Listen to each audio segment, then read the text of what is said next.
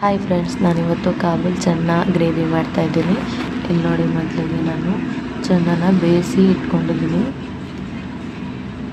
ಈ ರೀತಿ ಒಂದು ಪಲಾವ್ ಎಲೆ ಮತ್ತು ಚಕ್ಕೆ, ಲವಂಗ, ಏಲಕ್ಕಿ ಹಾಕಿ ಬೇಯಿಸ್ಕೋಬೇಕು, ಉಪ್ಪು ಹಾಕಿ.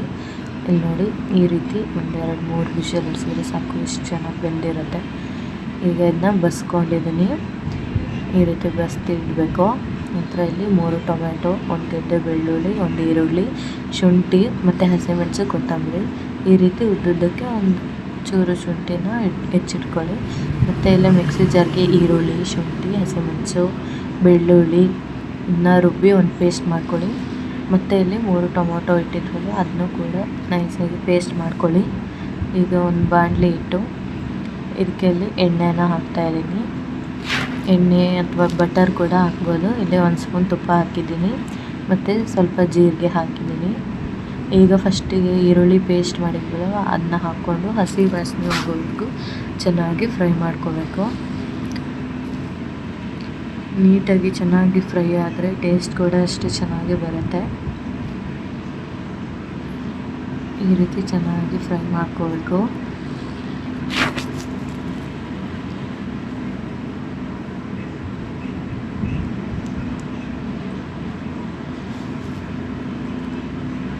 ಈ ರೀತಿ ಚೆನ್ನಾಗಿ ಒಂದ್ಸರಿ ಮಿಕ್ಸ್ ಮಾಡ್ಕೊಳ್ಳಿ. ನಂತರ ಇಲ್ಲಿ ಇದೇ ರೀತಿ ಟೊಮೊಟೊ ಪೇಸ್ಟನ್ನ ಹಾಕ್ಕೋಬೇಕು. ಟೊಮೊಟೊ ಪೇಸ್ಟನ್ನ ಕೂಡ ನಾವು ಚೆನ್ನಾಗಿ ಹಸಿ ವಾಸನೆ ಹೋಗುವವರೆಗೂ ಫ್ರೈ ಮಾಡ್ಕೋಬೇಕು.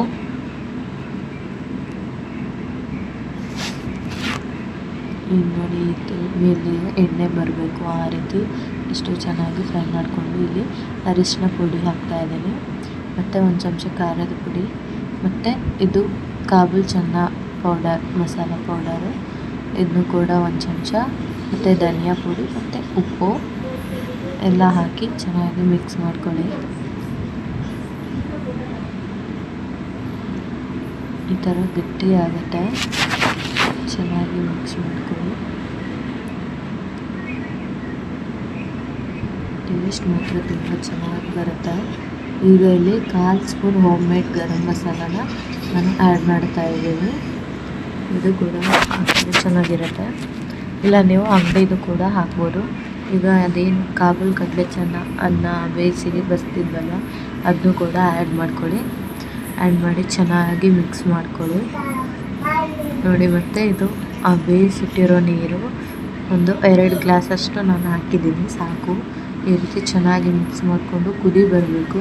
ಮತ್ತು ಉದ್ದಕ್ಕೆ ಹೆಚ್ಚಿದ ಶುಂಠಿನ ಹಾಕ್ಕೊಂಡು ಕೊತ್ತಂಬರಿ ಸೊಪ್ಪು ಹಾಕಿ ಸರ್ವ್ ಮಾಡಿದ್ರೆ ರೆಡಿ ಆಯಿತು ನಮ್ಮ ಕಾಬೂಲ್ ಚೆನ್ನ ಗ್ರೇವಿ.